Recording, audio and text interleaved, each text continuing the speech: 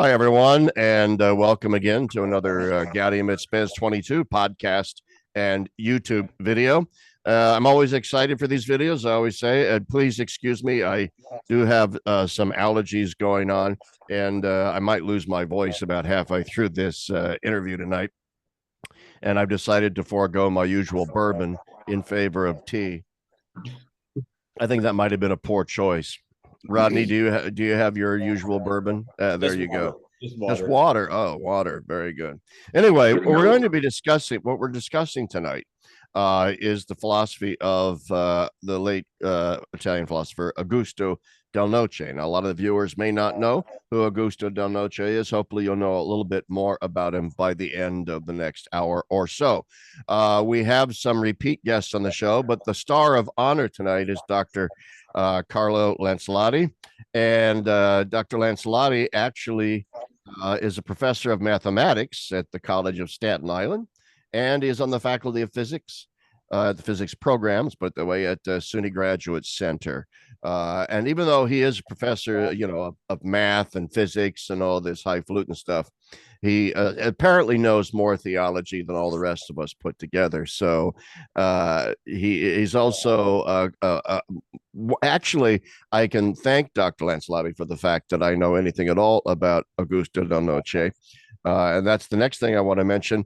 For my viewers, many of whom have decided to subscribe to Communio, International Catholic Review, as a result of my constant pushing of it.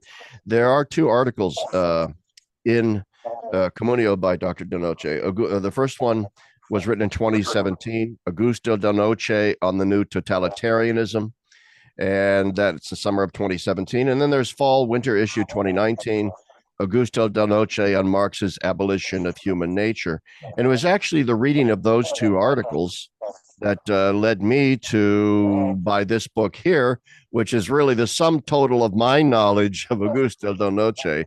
Comes from this book, which is The Crisis of Modernity, which is translated by Dr. Lancellotti, and it's a collection of essays, some of which, most of which, all of which are really, really good.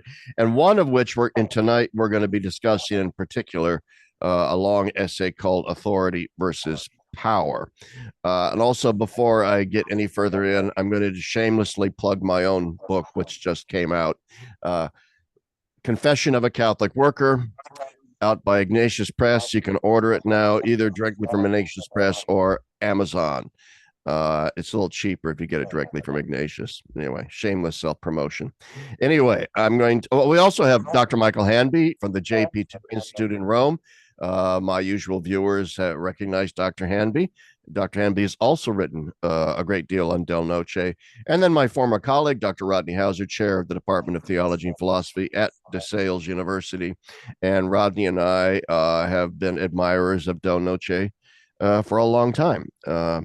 I've not written anything in particular on him. Have you, Rodney? I don't think you have. No. Nope. No, so this will be a treat tonight. So I'm going to turn it over first and foremost to Dr. Lancellotti, because he is really the star guest. And then I don't have a scripted set of questions, as usual. We're just going to have a free-flowing conversation.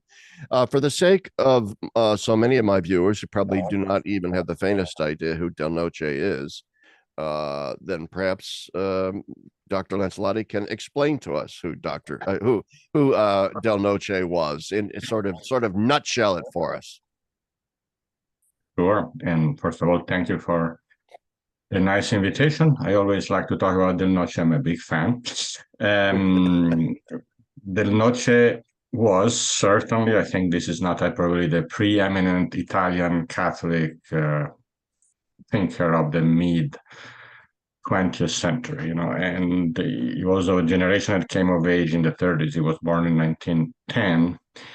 And he was, in a sense, the post-Maritain generation, because his formation was very much French. He was a personal friend of his son, and he was, in some sense, a critical disciple of Maritain, and that he was critical of Maritain in more than one way, but he thought that Maritain had taken a step which is kind of irreversible in the history of modern Catholic thought, which can probably be summarized very quickly by saying that Maritain realized that in order to have a integral new Christendom, in some sense, you have to respond to modernity, not just to replicate the medieval kind of integralist scheme, which was the prevalent idea in the 1920s among Italian Catholics. People in this country don't remember, for example, there was a famous Franciscan, Father Agostino Gemelli, that he kind of embodied, he founded the Catholic University of Milan, which is the premier Italian Catholic academic institution. And he was symbolic of a generation who thought that the response to modernity is ultimately try to reconstruct the Sacrum Imperium, the Holy Roman Republic of the Middle Ages. And Maritain, while being anti-modern in Del Noce's interpretation, understood that you need new forms of Christendom. You cannot just replicate a model because you have to answer new questions. And the new question, of course, was fascism, because for his generation, was between the First and the Second World War, the big question was how Catholics should answer to fascism, and then Nazism, and of course the Soviet Revolution. And is the typical integralist view of the age, of the time, was that modernity is a monolithic enemy, which has two heads, liberalism and socialism. But ultimately, there is no light between the two. Liberalism and socialism are just, the socialism is a more extreme form of liberalism, which is kind of I understand the Donoso Cortes kind of analysis in very rough terms. And so, for instance, Father Gemelli, this Franciscan, was the leading light of Italian intellectualism, Catholic intellectualism, thought that because the enemy is this monolithic enemy, fascism was also an enemy of liberalism and socialism. By definition, fascism had the same enemies. And so, since the Catholics and the fascists shared exactly the same enemies, there was the hope that, in some sense, fascism could be a stepping stone to something else, could be a stepping stone to a restoration of a confessional Catholic state. But then in the 1930s, people like Del Noce were younger. They started to see that this was probably not going to pan out for a number of reasons that I don't need to elaborate. And so Maritain was the one that was against, that was out of that kind of mainstream. And Maritain was the one who was trying to think a Catholicism that would kind of rescue whatever was salvageable of modernity against totalitarianism, including, in a very broad sense, some sense of liberalism, but understood in an anti-totalitarian sense. Yeah. So this is where it came from. But then at the end of the war, his generation, because of this budding anti-fascism, an attempt to overcome the kind of integralist, medievalist perspective, found himself in the position that they had to deal with Marxism, because Marxism was anti-fascist. And so Del Noce argues that it should have been a tactical alliance, but for some Catholics, it was not just a tactical alliance. There was the idea that in some sense, it was possible to kind of complement Marxism with Christian metaphysics, right? That there was the so-called Catholic communist movement in Italy, with rather well-known thinkers in Italy like Franco, Rodney, and what's the other guy? Felice Balbo, and they were Del Noce's friends, his own generation, and their idea was that Marxism can be depurated from its atheism, and one can keep its sociology, or it's what they call the science of history. They thought that Marxism included a correct analysis, a correct sociological or historical analysis that could be separated from Marxist metaphysics, and you could draft the Catholic metaphysics in place of the Marxist metaphysics while keeping Marxism, again, as a science of history. And this was a very tempting proposition, which ultimately led us where we are now, especially in Italian politics, because for 50 years, the so-called left Catholic wing of the Christian Democratic Party drooled at the idea of having an alliance with the communists, exactly because they had that background. Except that Del Noce was a more systematic thinker, and so he went and started reading Marx, and he realized that this was not going to work either. And because he realized that Marx the philosophical moment is prioritary to the economic or sociological moment. That ultimately Marxism includes the pseudo-religious faith in the direction of history, the revolution, and that its atheism is not just a superficial anti-clericalism, which is the distinction Del Noce makes in The Problem of Atheism, is the third book I translated, but Marxist atheism is radically philosophical and really amounts to the denial of what Del Noce called participation, referring to Plato, right? Referring to the fact that there is a universal logos in which we all participate, and there is the transcendentals. And so, in a sense, there is a primacy of contemplation, what Del Noce calls a primacy of contemplation over action, while Marx is radically praxist. It denies that there is really any universal reason, that, in a sense, we make reality. Reality is our own making through work and through political action. And so Del Noce concluded that this would be completely toxic for Catholics who would get involved with it, and so it ran the other way. Then he became very isolated. So for the rest of his life after the war, and he died in 1989, he was really a very kind of lone thinker, because he was not Marxist, he was not liberal or socialist. He tried to really be the intellectual support of the Christian Democratic Party, but the Christian Democratic Party was going in a different direction. And so he never became famous, but he's still remembered, while most of his contemporaries are forgotten, because he was a profound, systematic thinker. And he has written a number of books that we can discuss. But the next big step, maybe I should mention, in his life was 1968, because 1945 symbolically was the transition from the old fascist or idealistic Hegelian Catholic culture to the Gramscian hegemony. Because then, from 1945 to 1980, Marxism was absolutely hegemonic among Italian intellectuals. But then in 1968, there was the students' movement, and to Del Noce, that was the next big historical step, next historical step loaded with philosophy, because it marked the collapse of the Gramscian project. The Marxist project had been defeated by what he calls the affluent society, quoting Kenneth Galbraith, which for him is symbolic of a post-Marxist form of secularism, which preserves all the negations of Marxism, the negation of religiosity, of metaphysics, of permanent moral values, but makes it even more nihilistic by denying the Marxist direction of history, the Marxist kind of horizontal, immanent, the religiosity of revolutionary politics. And so for him, 1968 was a mixed response in which the young people rebelled against the affluent society of the 50s and 60s. But in this rebellion, they had a tragic misunderstanding in which they thought that, in some sense, again, Marxism could be the way to deny the Western capitalist system, while in a sense, Western Marxism had been instrumental in making that same system more nihilistic. So anyway, that introduced the 1970s. Was a very dark time in Del Noce's life, because he really felt that Western culture was doomed. And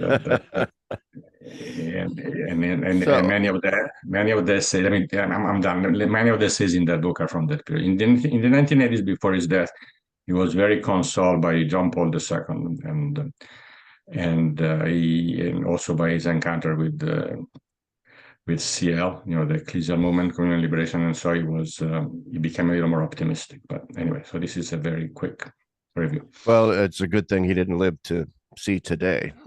Let's put it that way. Would not be. Yeah, so a certain optimism is gone. I'm going to turn it over to one of you two guys now, Michael or Rodney. Who wants to go first to bring up any theme you want to bring up about Del Noce, or respond to something that Carlo just said? Michael, why don't you go ahead first? Yeah, I'd like to say something. I mean, your last remark that he didn't live to see, the future or the present.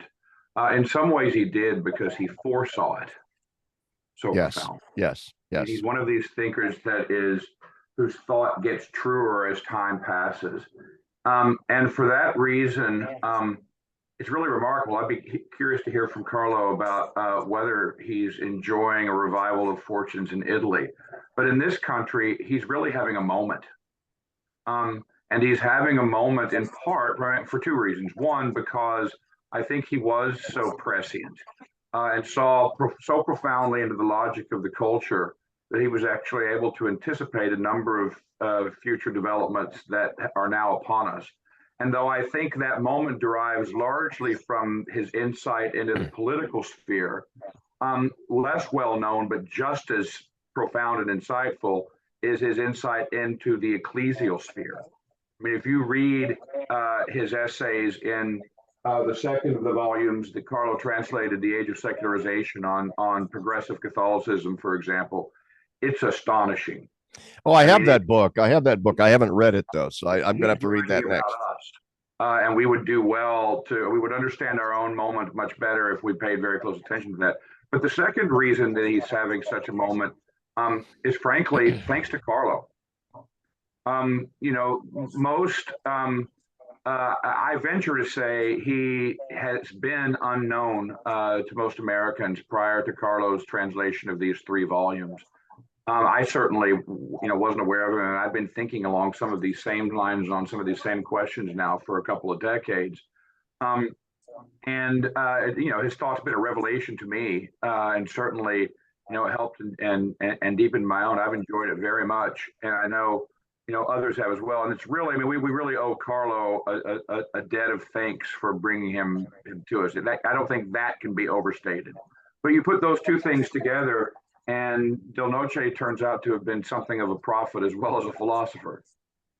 Yeah, I agree completely. And it's one of the things that struck me as I was reading through the essays that Carlo translated in The Crisis of Modernity. I was sitting there thinking, when did this guy die? I mean, because it does read almost as if he was sitting in the armchair next to me here in 2023, diagnosing the problems that are all around us. And I thought the same. I thought we do owe a debt of gratitude to Carlo because, like I said, it was his articles in Communio that first introduced me to Del Noce, and then I started reading this book. Was the thought that hit me was, where have you been my whole life? Why have I not heard of you before? And kind of regretting that I hadn't, because I think you would have been very formative in my thinking. Well, anyway, Rodney, then we'll go back to Carlo. Rodney, do you have anything you want to add here, or a question you want to ask? No, just to echo that. I mean, I've been reading the 2 volumes, the modernity one and the Age of Secularization one, over the last few years, but just lately I've been reading a lot more. And I just want to echo what Larry and Michael said, that you literally you want to go back and look at the dates in which he wrote these things, thinking that maybe that they got him wrong or something. Like he had to write this in 2015 or 2020 or something, because they're so prescient to our situation. But I think the thing that is most amazing about him is his ability to offer a sort of historical analysis of the history of modern philosophy, but do it in a philosophical vein. With, in other words, instead of reducing philosophy to historical circumstances, he does just the opposite. He shows you that these historical movements that are happening, whether it's liberalism or advanced liberalism or Marxism or whatever, are the results of prior metaphysical and implicitly theological commitments that are absolutely essential to these things, which is precisely why, as Carlos said, you can't take Marxism and take its politics and its sociology and leave behind the philosophy, because one is absolutely born out of the other. And I think that's the most important thing, because there's so many people right now in the church, as you guys know, who are doing just the opposite. They're trying to understand the church in the light of sociological, historical factors without almost any consideration of theological, metaphysical things. And so he's a really nice antidote to that trend in church thinking. And that's why I think, Michael, I think you're finding him so relevant to our immediate circumstance. But that would just be, a few thoughts off the top of my head. Yeah, absolutely. One of the things that's always fascinated me too in reading Del Noce is the question of really when you dig down into it, is fascism a right wing or a left wing movement? And for that matter, is Marxism a right wing or a left wing movement? Uh, I just think that's a very, but maybe you could comment on that, and then maybe Carlo also dig a little deeper into what Del Noce's definition of totalitarianism is. Sure. Well, I mean, for me to make a comment about why Del Noce was so prescient, I can try. I mean, Sure. maybe, I mean, of course, he was a very smart person, and he really had a deep sense of the logical development of ideas. So that if you start from some metaphysical assumptions, they will go somewhere. And once you make certain commitments, you are no longer free, as Gilson said. You know, the ideas will take you where they have to take you. But the truth is that, in some sense, I think there is a very complicated dance between America and Europe in the process of secularization. It didn't happen at the same time on the two sides of the ocean in the exact same way. And so I would just say very briefly that in some sense, some things happened earlier in America and other things happened earlier in Europe. You know, Del Noce in The Problem of Atheism mentions that, you know, atheism always justifies itself either scientifically or politically, either promising political liberation or promising technological heaven. And in a sense, America was much earlier a very scientific, technocratic culture already immediately after World War II, I would guess. But atheism never became political in the same way as it did in Europe back already in the 30s and then in the 50s. And so, in a sense, Del Noce saw the political side of atheism that, like you recognize today, say in wokeness or in some of these movements, because he had in front of his eyes kind of the European ancestors that were not fully manifested in America, while in America it was much more the other side, if you wish, of atheism. So I mean, I'm just a comment. But totalitarianism, I think that was his big concern all his life because he grew up with it. And what he really recognized early on is that totalitarianism is, first of all, a matter of is not just a matter of means. It's not just that you have concentration camps and the secret police. It's not just an extension of extreme monopolization of power using more advanced technology, but it's also really a consequence of a cutting off of transcendence, essentially, right? That ultimately totalitarianism is what you get when the world, and in particular the political life of mankind, is the ultimate metaphysical horizon, the ultimate metaphysical context. And then rationality itself is affected because, as he says, speaking about Marx, you have this atheologization, making reason itself atheistic, meaning that reason does not participate in any transcendent rationality, becomes purely instrumental, right? And then politics becomes everything because politics is the highest form of instrumentality in some sense. And ultimately, even science must get submitted to politics. And ultimately, so the nature of totalitarianism is the general submission of all dimensions of spiritual life to the political sphere. That's his simple definition. Does that help? I mean, I can go on and on. Oh yeah, no, absolutely, absolutely does help. And it eventuates really, right? I think I read it in Del Noce someplace, with regard to totalitarianism. It's the subjection of culture to politics. It's actually the subjection of everything to the political domain. That kind of is of the essence of the totalitarian impulse. Which entails all the Marxist negations that Carlo was talking about before. Yeah. Which is also, it seems to me, and this is why I think the two sides of his thought, the ecclesiastical side and the political side, really need to be held together, because this is a phenomenon that's not necessarily just external to Christianity. Right. Right.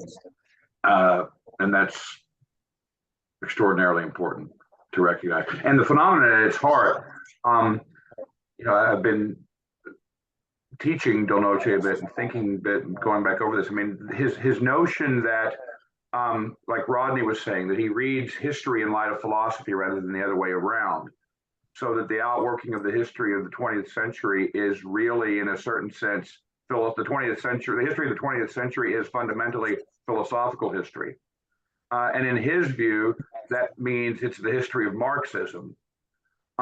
But insofar as Marxism, as its philosophical core, is this particularly novel and unique kind of atheism, what that really means is that the core problem of the modern world and the 20th century in particular, and I would add into that the 21st, is the expansion of atheism. And I would argue that too is not a phenomenon that's simply external to the church, and it's not a kind of positive speculative atheism with a steadfast commitment to God's non-existence. It's as Carlos was saying, it's the disappearance of the transcendent, the disappearance of the religious dimension from every aspect of life, so that God ceases even to be a serious question. It's the disappearance of the question of God as a serious question. And, I go ahead, Michael. Well, I mean, I'd be curious to know, or interested to know, for example, whether Joseph Ratzinger ever read him or knew his thought, because there are so many ways in which they both make that same observation, and their thought seems to line up. But to me, that confirms or helps to confirm that this is really true. This is the problem that we're grappling with in and outside of the church, and Del Noce illuminates it. Yeah. Look, can I just piggyback on that just real quick? I mean, you see it especially in the reduction of everything to political power moves, right? So in other words, nothing is a theological question anymore, right? It's all, are we going to structure the church this way and give power to these people and take power away from these people? It's not a question of what is the church. What is the relationship between Christ and the church? None of those questions are really relevant because everything is subordinated to questions of power struggles. They're exposed as underneath being questions of power struggles, which of course is what Marx sort of taught explicitly. But you wouldn't expect to hear churchmen in 2023 who maybe have never read Marx saying these things implicitly or explicitly. I mean, that's what's astounding. And I think that's what Del Noce really helps us to see, is that as Michael's insinuating, there's a kind of atheism, there's an atheism in the church. It doesn't call it that way, and it doesn't have the guts maybe to come out and say it doesn't know itself. It doesn't know it's atheistic, actually. This is the irony. It doesn't see. Yeah, it's a kind of practical a de facto atheism, as I've called it. And this eclipse of God, I sometimes have written, I refer to it as the nullification of God, which is just a word I use to simply designate, as you know, as you all have intimated here, designate something a little stronger than simply the prevalence of a lot of atheists. All right. Right. You know, there's something constitutively different in the modern consciousness that nullifies the very question of God as having any purchase on reality, any public warrant of any kind. It's at best a pious sentimentalism. At worst, it's a demagogic threat to freedom, and so on. One immediate implication of it, and Carlo, I think, touched on this, is this is really rooted in Marx's, and he can elaborate on this in Del Noce's terms much better than I can. Excuse me. Marx's realization of philosophy and praxis, right? In other words, his rejection of what he called the philosophy of comprehension. So what disappears actually along with God, right, is it's not just that the question of God doesn't arise in the kinds of conversations that or arguments that Rodney was pointing to. The question of truth doesn't arise. Right. The question of what's simply true, because true is now, or claims to truth really are just reflective of sociological, psychological, and historical conditions, i.e., truth is supplanted by ideology. Yeah. Right. Let's see if Carlo can respond to some of these comments now. Well, there are many things that could be said, but it's interesting that Del Noce thought that, in a sense, Marx and Nietzsche were kind of opposite twins, so to speak, because Nietzsche, to Del Noce, is exactly the guy who understood that if God is dead, the truth is dead. Okay, that's what Del Noce thought that made Nietzsche relevant today. I mean, in the 20th century. Because it took a while for the culture to realize that. And so, in a sense, more than Marx by himself, Del Noce talks about the tragic denouement, or what's the French word, conclusion of German classical philosophy, right? That, in a sense, the philosophy of becoming, the Hegelian idea of the philosophy of becoming, truth as the result of a process, does that sound familiar? Really came to fruition as a whole in the polarity of Marx and Nietzsche. And it's not just a matter of reading those authors. I mean, those authors were just people who understood and formulated explicitly something that had its own inner logic, and people don't need to read them. Essentially, when certain ideas start circulating in the culture and become pervasive, they have their own logic, and it's not a matter of direct influence. That if somebody had killed Marx in the cradle, we would not be where we are, in a sense. So, I mean, to Del Noce, the great philosophers are incarnations of what he calls essences, are people who are not incarnations, that are the people who recognize what he calls essences, which are these spiritual realities that have their own life and manifest themselves in history through the thought of people. And so that's why he had this amazing predictive power, because it really took seriously this interaction of ideas and the way they propagate and grow. I mean, yeah, and I think that's an important point about people who have this ability to recognize those essences.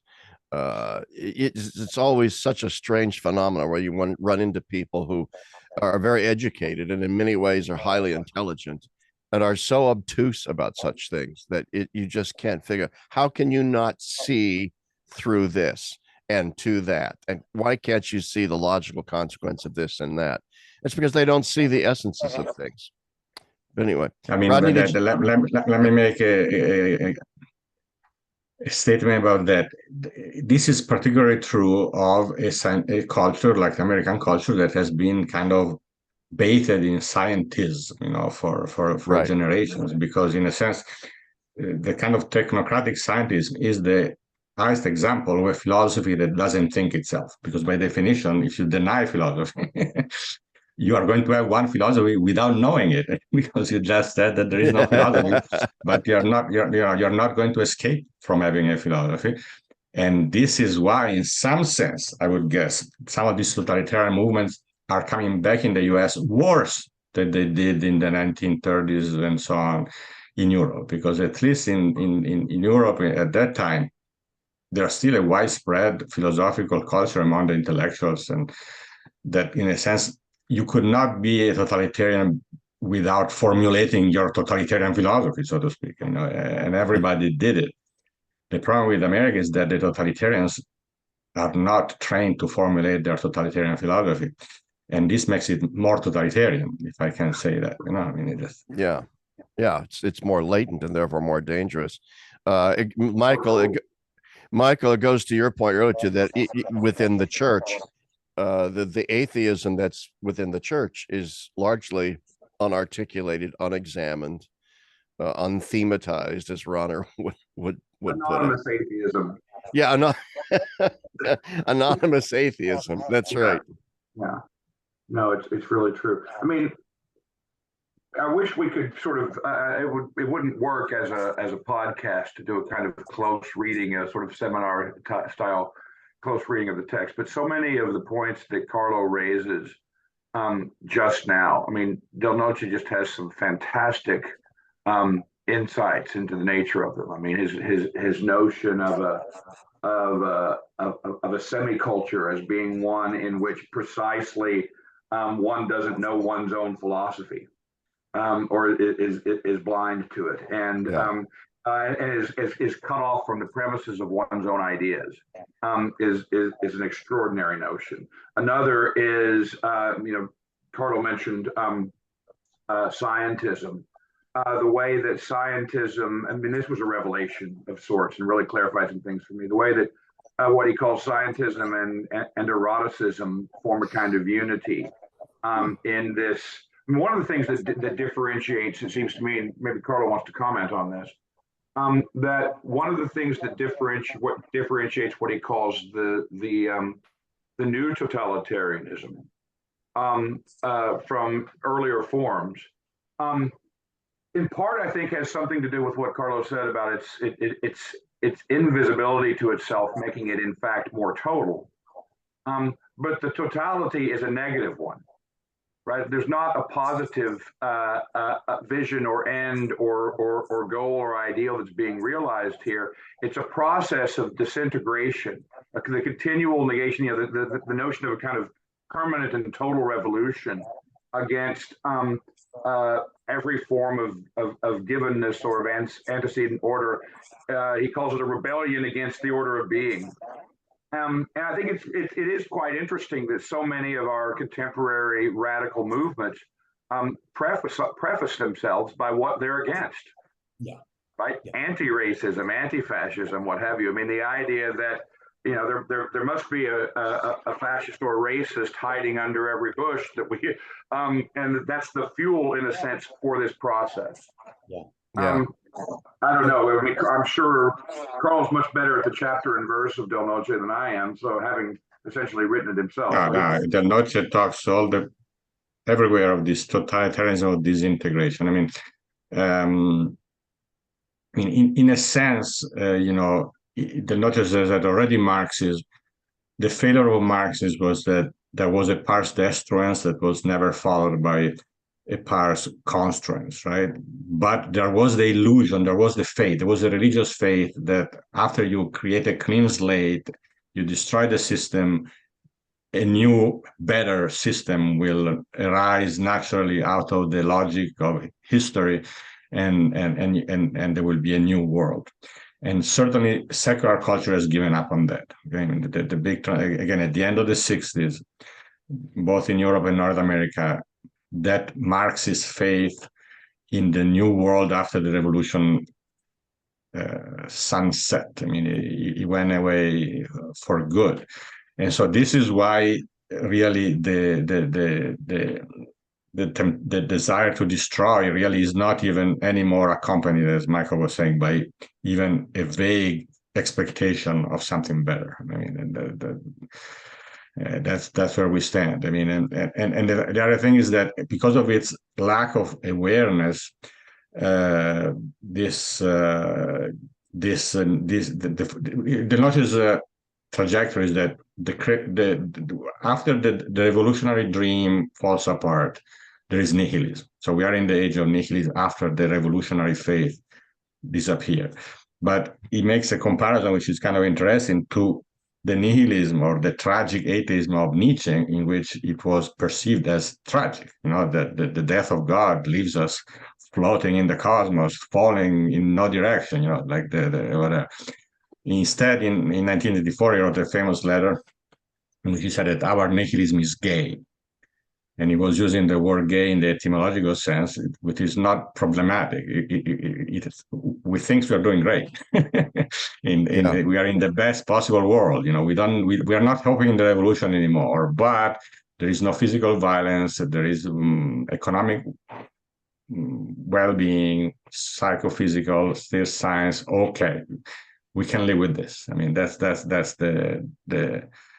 the difference between us and the tragic atheists of the 19th century, that we are happy atheists, or at least unproblematic atheists.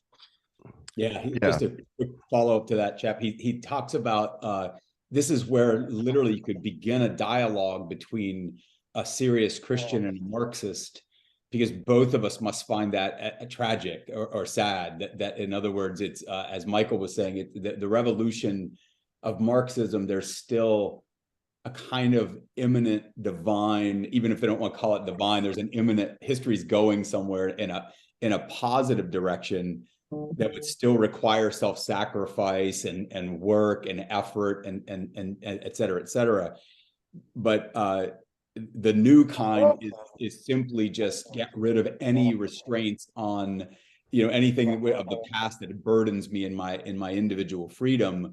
And then you get the society of kind of bougie well-being, or the affluent society or whatever. And even Marxists must find that tragic. And of course, that would be something we would have in common that we could talk about, you know. And I thought that was a fascinating sort of turn of you know, kind of something I wouldn't have expected to hear, but it's an interesting. No, it's true. Yeah. I think. Can I ask a question? I'd be curious to know what Carlo thinks of this. I mean, it seems as if our own moment is one in which the society of well-being, the affluent society, is in a sense once again turning dark. So my first question to you would be, you know, with respect to quote unquote the signs of the times, whether you think the description you just gave a moment ago of our gay nihilism still holds, or whether it's past and passing into something else. But secondly, whether or not that too is something I can't think off the top of my head that Del Noce would have anticipated and made sense of. The passing of the gay nihilism. Yeah, into something, you know, that's not if gay nihilism in the sort of etymological sense is characterized by a kind of superficial American optimism and sort of contentment with our affluence, right? The sort of bourgeois nihilism that Rodney was describing a moment ago. You know, so long as we can supplement it with, you know, the appropriate amusements and entertainments and sedatives, perhaps. It seems like, you know, I mean, that characterizes perhaps the 1980s and 90s. It doesn't seem to characterize the moment that we're in and seem to be moving toward. You know, there's more violence, there's more destruction. The political system is itself, right, vulnerable in ways that we wouldn't have imagined 20 years ago in this country. So yeah, I'm just curious what you right. I mean, I cannot channel Professor Del Noce from heaven, but I can tell you my personal impression. Okay, is twofold. First of all, at a, say, philosophical level, I think we are in a rut, meaning that precisely because of what we discussed before, the affluent Western society has stopped thinking philosophically. If you stop thinking philosophically, you're not going to move out of your current philosophy. You see what I'm saying? I mean, this is one thing that struck me a lot when I was translating the book, is that it looked like at some point Western culture fell in what they call a rut. You know, like a rut is when you have a chariot with a wheel. And this rut was kind of very stable because it did not include philosophical questioning, right? If you exclude philosophical questioning, you are not going to get out of the rut of living without philosophy. You see what I'm saying? A consistent scientific pragmatist society at some point gets trapped like a black hole, you know, in its own gravitational pull. So maybe Del Noce would disagree with me, because Del Noce always thought that, you know, that ideas have this great role in life. But my impression is that from the point of view of ideas alone, the current system does not have the tools to self-criticize. So this criticism could only come from the church, right? And Del Noce was very adamant that the big problem of modernity is not modernity, that the church doesn't do its job, right? I mean, near the end of his life, he said that the task of the church is that the current, I quote from memory, the current crisis will only be overcome when the church will start doing its job again, which is to contest the world, to protest against the world, not to conform to it. Right. This is one of the things, something he wrote in 1975. I think it was translated. But so unless the church provides the input of thought, not just of faith, but of thought, right? Unless Christianity provides the input of thought to kick the Western society out of this rut, by itself, I don't think it has the resources to do it. I mean, that would be my answer. And that's why Del Noce insisted that what is needed is ultimately a religious rebirth. He did not have much faith in secularism's ability to criticize itself. Having said that, there is also material reality in the broad sense of social life. And Del Noce there emphasizes that anyway, the affluent society can only live parasitically, right? Can only live parasitically of the accumulated reserves or resources from the past. And he says that at this point they will run out, and I think we may be running out. You know, I mean that in many ways the Noce calls the non-society, which is a society which is not unified by any ideal common ground. Okay, our non-society is really getting unglued in many ways. You know, I'm sure all of us here are not optimist about it. You know, so in that sense, at some point, historical reality could force this rethinking. Except that again, one thing after another can happen: pandemics, economic crisis, wars. The Western liberal intelligentsia is not equipped to criticize itself. And if the church doesn't do it, it will keep going on like this. It's a bit, it's like a situation of, what's the word? Okay, I use the kind of sad metaphor. It's more a situation of like a dead body which decomposes. It seems to be changing, but it's not really changing. It's just slowly decomposing. I mean, I'm going a little bit heavy there, right? But you know what I mean. But yeah, because it points to the fact, I mean, what other institution in Western culture is there that could possibly stand up and contest these idolatries and the various ideologies? What other institution is there? You find various movements out there where people maybe rise up against globalism. I remember there was some kind of a globalist meeting in Seattle like 10 years ago, and there were all these people decided to protest by trashing the local Starbucks or, you know, and things like that. But the problem is that they're not philosophically inclined either. And so they don't have a foundation or a basis, and they end up in a sense criticizing power from within just a different iteration of power, which brings me then to here we've been here about 50 minutes, but I kind of wanted to focus on this article. This was Rodney's idea, and I'm sorry, there's some feedback, audio feedback going. I don't know if you guys can. I can. Maybe it's from me. Let me. Yeah. Okay. Yeah, I think that did it. Anyway, the crisis of modernity here. It's an article called Authority versus Power. It's about a 60 page article. So I really want to dig into this, because it just seems to me that this gets to the nub of so many of our problems that we're discussing here tonight. The difference between authority and power, because it seems like to me all we're really left with now today is some notion of power devoid of authority. So Carlo, maybe you can get us started in talking about this. Go ahead. Yeah, actually it was an encyclopedia entry. There was the Italian, Italy has the equivalent of the Britannica, encyclopedia, and they had a special volume on big words, and Del Noce was given authority. But anyway, yeah, I mean, the Del Noce's point, I believe, is that from a scientific, materialistic, immanentistic, you name it, after you get rid of transcendence, after you get rid of the truth, as we said before, it's impossible to distinguish authority from power. There is only power. Objectively, that's all can be measured is power. Authority implies an appeal to the invisible. I mean, authority implies by necessity that there is some evidence which is at the same time evident and obscure, right? Because as he says somewhere, from a scientific perspective or from whatever ideological perspective, everything is transparent. Instead, from a correct metaphysical perspective, ultimately God is hidden in some sense, and so the truth is necessarily obscure. And so authority comes out of this tension between the visible and the invisible, between the fact that we recognize that there is a truth, but we don't possess it.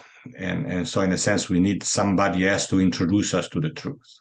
We need a father, okay? So he says that the big metaphor of the disappearance of authority is the disappearance of the father, which is easy to spot, right? And so he establishes this connection between authority and evidence and obscurity. So again, he's a typically profound thinker. He's not happy with purely sociological or psychological notions of authority. But then he shows out of this loss of authority, you lose many, many, many other things, because ultimately, without the father, you are left with kind of the Rousseauian and then later Nietzschean dream of the autonomous, authentic self who kind of creates himself or herself just right autonomously. And I think that, not to belabor the point, but we can see that this also is not working out. Yeah. I mean, that's Rodney. Just say something, Larry. I'm glad you brought up the article again, and that was an excellent kind of preview of the sense of what Del Noce means by authority. But it also kind of ties a little bit back into that last question we raised previously that Michael raised.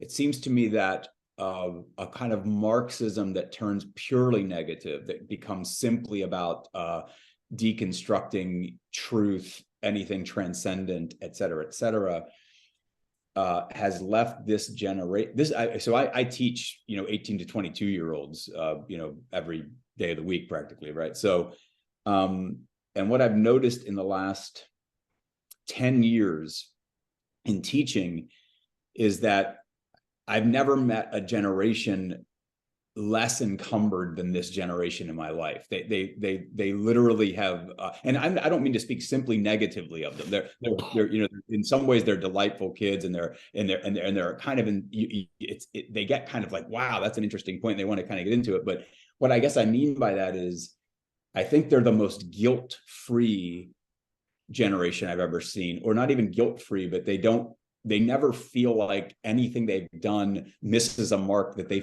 should feel shame that they've missed the mark, right? So then what it seems to me that happens to them is they've kind of now arrived at a place that I think kind of liberalism anticipated that we would arrive someday, where we would be this unencumbered self, sort of, as long as we're not hurting somebody else, we should be totally free and happy and spontaneous because there's no authority. Nature doesn't have any authority over us. God doesn't have any authority. Our parents don't have any authority. The tradition doesn't have any authority. And they've gotten there. And the thing is, they don't feel free, and they don't feel happy. They don't feel content. They don't feel joy. And Michael, I think so. What's going to happen then to that generation is they realize that the whole thing, perhaps, I don't know if they realize it in literally or explicitly, but they realize it unconsciously, that they're miserable in spite of the fact that they have no guilt, they have no rules, they have nothing to measure up to. I mean, for instance, they'll just come to me and say, I didn't read anything leading up to that exam. Like, I'll say, why did you get a 55 or whatever? They'll say, I didn't read anything all semester. I don't read. But in the day, students would lie to me. They would say, oh, I did all the work and I read, I knew they didn't, but at least there was shame that they had it read. So they tell me they had read. These guys just say, oh no, I don't read.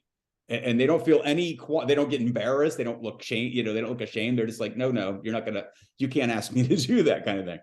So then I think what happens is a kind of, because human nature is human nature, they're still human beings, and they still have, because of their, the divine nature, the divine image, they have an orientation to the good. I think they're especially susceptible to radicalization, meaning that they will now then try to latch onto some false authority that is dangerous, and it actually is pure power, pure force, et cetera, right or left, right? It doesn't matter. But I think that's a kind of compensation for the fact that they don't have any genuine authority. And I hope that doesn't take us too far from that article, but I think that's kind of implicit in. No, Rodney, I think, and we'll let Carlo respond to that. I think it has, Del Noce says, with regard to authority, true authority, it's related more to the credibility that comes with evidence than it does with regard to persuasion from arguments. And the fact is that power is very good at manipulating arguments in order to persuade with an eye towards coercion. But true authority is actually grounded in some kind of evidence that requires thinking, philosophizing, reading, those kinds of things. But anyway, Carlo, and then we'll go back up to Michael, who's sitting there all four alone and by himself. No, Michael's turn. Michael, go ahead. I had to If you unmute want. myself. I lost the button there for a moment. I've been doing a fair bit of thinking and writing about this, and Del Noce is a factor in that. I mean, that the article that you mentioned. But I'll make a confession. I don't read. I do read, but I didn't reread that particular article in anticipation of this. I guess I didn't get the memo. And so all of this is simply to say that I may be conflating what I think about this, having been thinking about this with Del Noce. So big qualifier. But something Carlos said about authority being grounded in the invisible, right? In an order that is at once visible and invisible, right? The order of being and truth, really, right? It seems to me that it follows from that, something else Carlos said, that authority operates fundamentally in a different way than power does, in that it operates, as it were, intrinsically through recognition, right? Authority power can compel, authority obliges, right? And yes, it doesn't oblige in a certain sense against my will. It's my recognition. It's acknowledged, if you will, or effective in my recognition or acknowledgement of this invisible order. Yeah. It seems to me, if that's true, and I think it is, and there's a lot one could do to tease that and draw that out, that you'd have to say that, and this is a fundamentally Augustinian idea, you'd have to say that authority is actually at the foundation. The recognition of the truth, the recognition of is at the foundation of any actual society, because it's that through which we are able to recognize, through which we recognize a world in common, right? If you don't have that, if you don't belong to the same world, if your ideas and your language don't reflect that belonging to the same world, right, then you can't actually have a society and a political community. And it seems to me, therefore, to the extent that we have a crisis of authority, insofar as the very note, what it means to say that we have a crisis of authority, what it means to say that we no longer recognize the distinction between authority and power, and every form of authority, every empirical form of authority is now losing its capacity to oblige us, including the law, right? Yeah. What it means to say that is to mean that we no longer acknowledge that we belong to a common world, that we belong to an order that we do not make, and that we participate in, and whose authority we acknowledge in some way. All that can be left in the absence of all of that, it seems to me, is power, right? The vacuum left by that crisis is the disappearance of a society, and it means that our de facto living together has to be governed, if you will, by suppression, various forms of the suppressing of the unruly, or the suppressing of these contesting views of reality, and I think that's actually what we are tending toward, up and down, or at every layer. I mean, everything that is now transpiring through the way the media has become an organ, not exactly of the state, but of a kind of ideology that transcends the narrow limits of the state, and all of that. All of these things are manifestations of this. Yeah, no, that's If that makes exactly. sense. Yeah, that tracks exactly what Del Noce would say, I'm sure. I will add that, the cognitive, discursive form of articulation of power is ideology. I mean, whereby ideology, I mean a form of intellectual life that is not in any way directed at the truth, but it is exclusively directed at political manipulation of reality. I mean, and I think that if you look around us, it's everywhere. I mean, in political discourse at this point, there is no compunction about lying. Success. What matters is the effective, successful lie. I mean, a successful lie.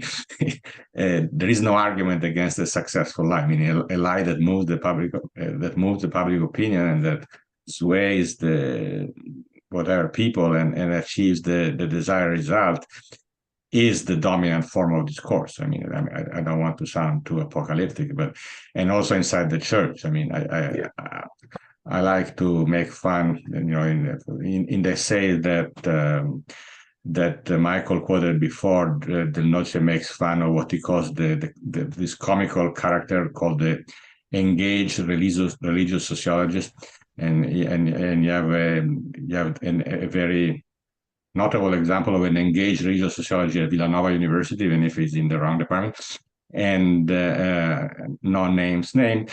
And I was reading a speech. I was looking at the tweet in which our engaged religious sociology says that a sentence to the fact that what did this say? An ecclesiology of liturgical reform is necessary for a synodal church. Now, I'm not going to say that this is wrong. I'm not going to say that this is right. I'm going to say that this is a discourse which is not directed at the truth, but it is directed at advancing a certain political dialectic. And I'm not even accusing the person of being immoral or false. I'm just saying that it's a different way of operating, right? And this seems to be the standard way of operating under this eclipse of authority, if you know what I mean. Yeah, and I'm glad You're you more brought. charitable than I am. Yeah, yeah.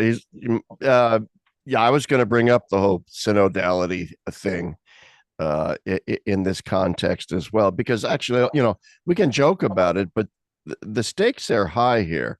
There's something very serious at risk in this, and there's a totalitarian impulse latent within this whole synodal emphasis on process and listening and all these empty anodyne buzzwords that have been dredged up from 60 years ago strike me as inherently totalitarian, and trying to get people to see that. I mean, they look at you like you are wearing, a tinfoil hat when you because the way it's spun in the media, in the ecclesial media too, is that synodality is actually the opposite of totalitarianism. I mean, it was in fact the awfulness of John Paul and Benedict that was so autocratic and totalitarian. And synodality is now just coming along to liberate us all from that and to take us into the brave new world of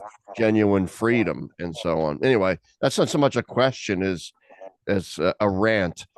So anybody that wants to build on that rant, feel free. Insofar as that discourse is totalitarian, it's totalitarianism for exactly the reasons that Carlo was talking about earlier, because it presupposes the negation of the transcendence of God being nature and Right. truth. Yeah. The negation is such that these simply are now boxed out, right? These are no longer within our field of vision or the way we speak.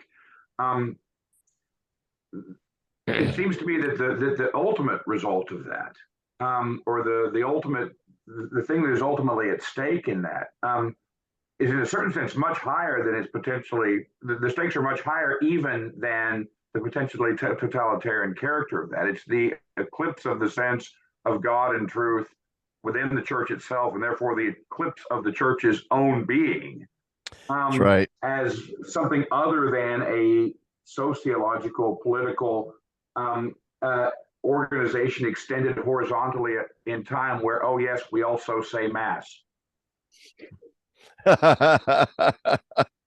Yeah. Oh, by the way, go ahead.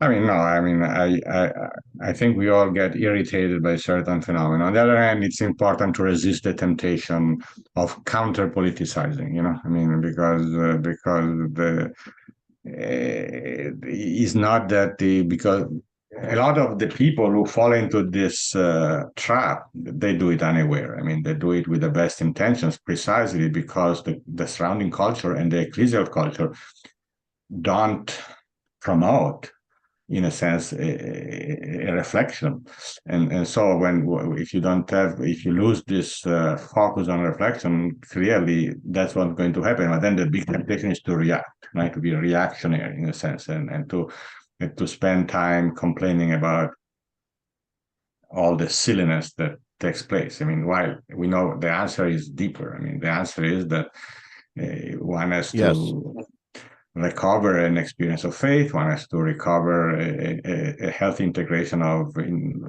faith and reason and the life of the mind. And that kind of positive thing is crucial. Just to be negative, it's easy, right? I mean, it's an easy temptation I fall into. I just fell into it 5 minutes ago. But ultimately it doesn't go anywhere, does it? I mean, just. Well, go ahead, Rodney. Yeah, I just had a thought as kind of a follow-up, that if you think about it, you know, part of what went wrong, I think, in the American church, at least, and probably the European church to some degree too, but is a kind of situation after the war where it sort of did feel like everybody in America sort of had, after World War II, that is, that everybody in America sort of did have a kind of consensus view of what was up and what was down. And a very kind of, and I think this is where John Courtney Murray's confidence. Yeah, we lost you. Can you hear Rodney? Oh, okay, go ahead. Oh, my connection is lost. Okay, go ahead. You guys go ahead.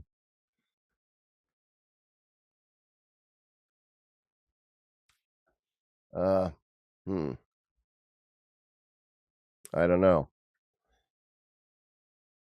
Something's. Hang on.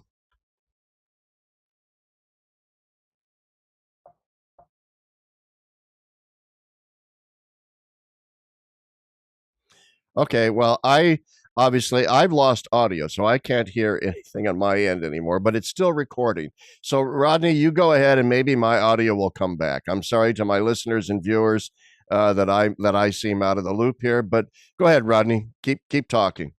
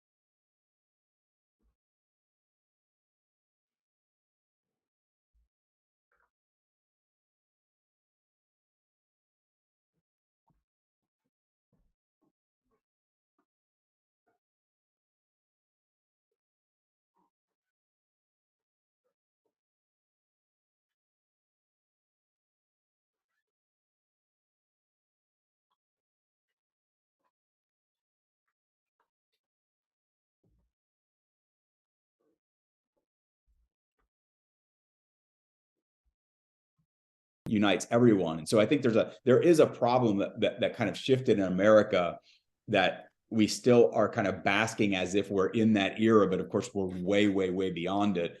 And now we're in a crisis, but we don't know how to pass the faith on anymore. If I could, I think I'm back. Can you hear me now? Yes, we could hear you all the time. Okay. Can you hear us? Well, then you're probably hearing me cussing and swearing. Oh no, we didn't hear No, that's that. okay. Thankfully. Yeah. Well, we were ready to take over. Yeah, Rodney took over. That's good. He is my co-host. That's good. I don't know what I missed, but it was very animated looking. So it's very, very. It's always animated looking. It's just not very animated sounding. No, I can make a follow-up to that if you want me to. The notable things that the crisis of the church, they not just saw some similar things happening in Italy or in Europe. So it was not just an American phenomenon. But the interesting twist that I think he adds is that a lot of this loss of confidence in supernatural and transcendence and grace is really driven by an incorrect interpretation of contemporary history. I mean, he writes this in several places. He says that in our time, in the late 20th century, for him, people were not driven by philosophical speculation, but by their interpretation of political history. And then their philosophical ideas were kind of shaped by their interpretation of history, namely by the idea that fascism and Nazis were conservative phenomena, and they mark an irrevocable crisis of the tradition. I mean, this is what he saw in all his peers in the 1960s and 50s. All the kind of progressive Catholics, they all believe that after fascism, after Auschwitz, the European Christian tradition was gone. It was impossible. It was irretrievable. I mean, it could not be rescued. And that in some sense, for this reason, you had to go with liberalism or whatever was anti-fascist, right? In the broad sense, where again, fascism was elevated from one contingent political movement into a universal category. And fascism was elevated into this absolute evil that in some sense embodied everything that was wrong with the tradition. And so he says that, so in a sense, his view was that you cannot really challenge at the philosophical level if you don't change this underlying misreading of the political history. I mean, I don't know if I agree 100% with that, but I thought it was an interesting point. Yeah. Very good. Michael, do you have anything you want to add? Well, as Carlo knows, a question that's sort of perennially fascinating to me, and one of the ways that I've characterized it in terms of my I don't want to say my dissatisfaction with Del Noce, because I'm profoundly grateful to him and think he's a wonderful thinker, but a place that I think he might need some supplementation. He's obviously, justifiably, naturally, a very Eurocentric thinker. And you have on the other side of this of the ocean, this extraordinarily powerful phenomenon, which in some ways is the outworking of the logic of Protestantism, which is America, that arrives in much the same place where there's a kind of convergence. I would argue that we have our own indigenous sources of the conflation of theory and practice and irreligion that have a real sort of homology with Marx, but may not necessarily have a genetic relationship or dependence upon him as a historical matter. And that there is, and that therefore, we, or what we are, is a kind of philosophical problem in its own right, and that I think Del Noce helps us see into the essence of that problem and the essence of the problem that America presents. The historical account of how we got here, I think, might need some further rethinking from this side of the Atlantic as well. Yeah, it's interesting. I think that's true too. It's true. I don't know. Go ahead. I was just No, going to I ask a question of Michael and or Carlo just quickly while I was thinking about this. It's totally true, Michael, that there's a philosophical undercurrent in a certain American style that has to be thought through historically also. But there's also this weird thing that that Frankfurt School intellectuals came over here and really did radicalize the universities in a fairly consistent way almost across even down to my the place I teach at. It's there, now. And so that's a kind of interesting, weird thing, because I think we really do in America perhaps have a greater disconnect. I'm not sure Carlo can speak to this, but a greater disconnect, although it's changing to some degree because it's becoming more and more mainstream, between these university intellectuals who are kind of radical Marxist Freudian types on the one hand, and then sort of your average middle American, on the other. Is the gap as big in Europe as it is in America, Carlo, between university intellectuals and the ordinary people of the street, so to speak? I would say that their position is socially less prestigious, and so they are not really as influential. Having said that, I agree with Michael largely that there is an American way to atheism, to make it short. But one thing, Del Noce doesn't talk about America much. The one time that he notably talks about America is when he says that Wilhelm Reich, which he views as the precursor of the sexual revolution, immediately recognized that in America there was a more fertile ground than in Europe, because in some sense Europe was culturally and socially structured around the idea of authority, around Platonism in a broad sense, as Del Noce called it. So even if you had this extreme atheistic phenomenon like Marxism, and on the other hand, right-wing phenomena, the culture of the common people was in a sense less prepared for the sexual revolution, while in America you had instead, the sexologies of the 50s, right? That completely crude, scientific, technical approach to sexuality.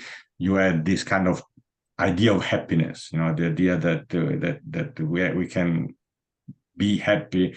You had this kind of Protestant Calvinists that turn into extreme Pelagianism, naturalism. There is this pendulum swinging in American culture between Calvinism and its opposite.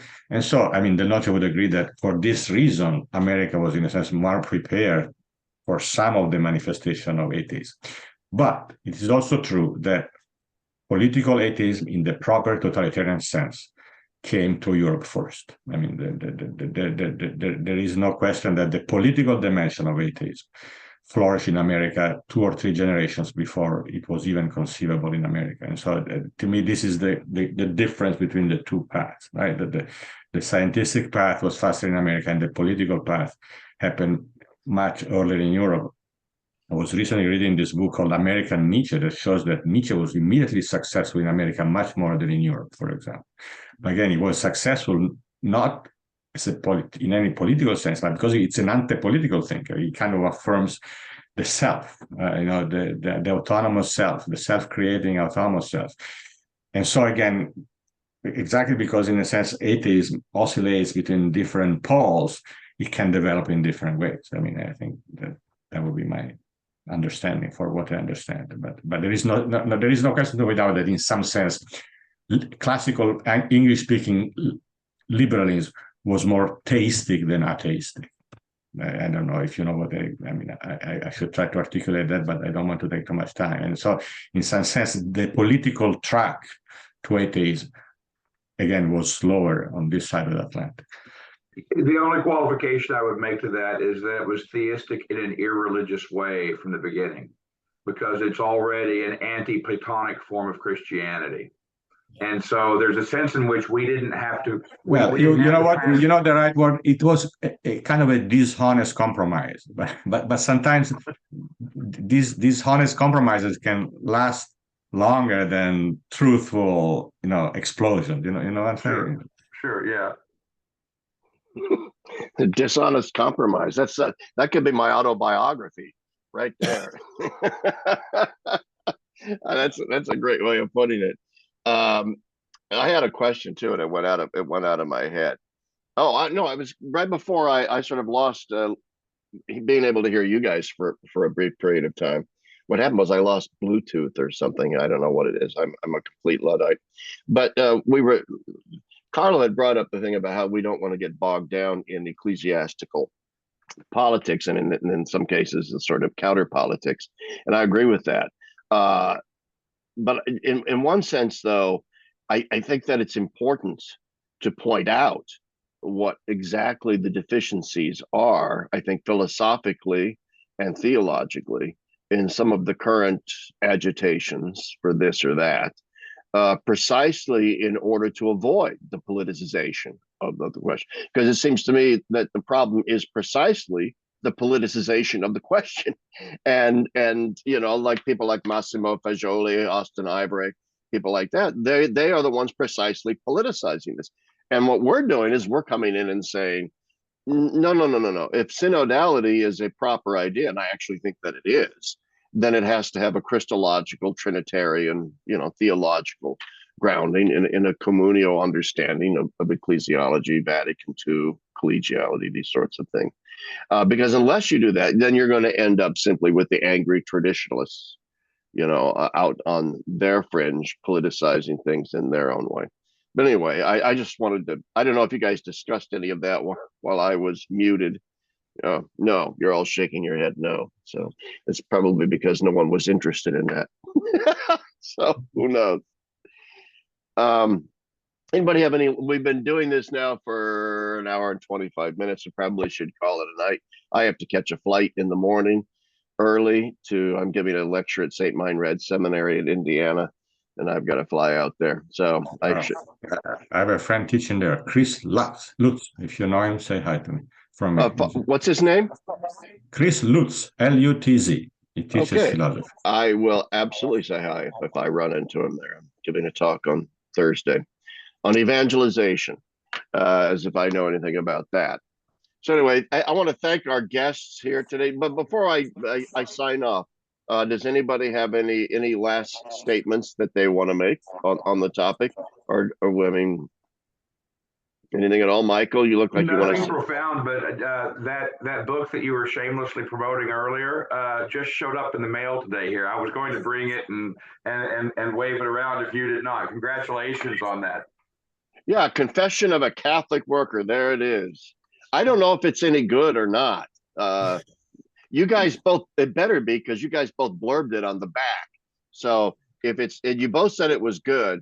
So if it's not good, you both are liars. So it's funny. Michael wrote my blurb and I wrote his, and we just pretended that we. Yeah, it was like an episode of Impractical Jokers or something. Well, I'm my own worst critic, and when I read my stuff that I publish, I just think it's absolute garbage. I think, why did I waste my time writing this garbage? But then other people read it and say, hey, not so bad. So we'll see. No, I enjoyed it. I actually spent some time with it when they sent it to me, and I'd like to digest it more slowly, and I will. But it's very good. I recommend it to your readers. Well, thank you very much for that. Listeners. But anyway, the biggest note of thanks tonight goes to Dr. Lancellotti for being here with us. When Rodney first, by the way, Michael, I'm sorry I didn't give you the memo about reading the article on power and authority. I guess Rodney and I discussed it between ourselves, and maybe I didn't share that with everybody else. You may have a few weeks back. It could have, I don't always read my mail. Yeah.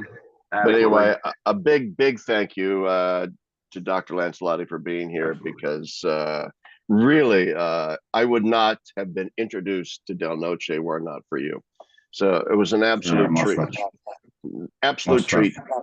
Del Noce was kind of a victim of an injustice, because the controllers of the translation were all Marxists, and if you're not translated, nobody knows you. If you're not known, nobody translates you. So then you need the mathematicians. You need the mathematicians to come in and do something desperate. Because well, great, and we're all grateful that you did. All right. Well, thank you everyone for joining us, and we're going to sign off now. And until next time, bye-bye.